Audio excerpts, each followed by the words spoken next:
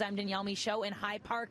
This was the location of the cycling event. Now they've had events all over the city, Fort York, down at the Distillery District, all kinds of things. But the thing you'll notice is all the people who are wearing the yellow golf shirts. Those people are volunteers with the games. There are over 1,500 of them. And without them, this games wouldn't be nearly as big of a success. So we've already heard from one volunteer who's finding a passion volunteering and giving back to his community. But today I also spoke with Jeff, who served in the military for 42 years and looked at this as being another part of his recovery in his journey.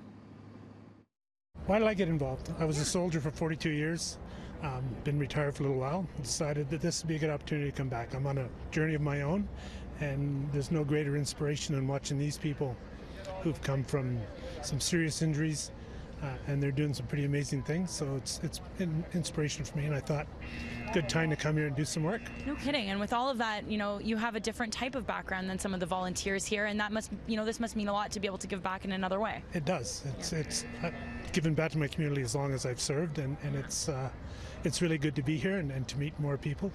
So yeah, it's been a good experience.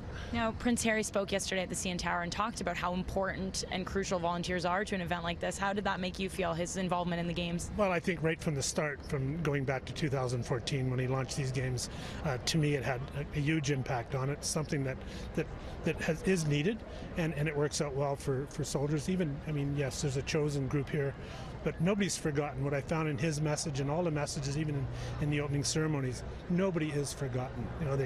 He remembered those that didn't come back from the battlefield. He talked about those who haven't got help yet. So he's very inclusive with everybody that's suffering out there.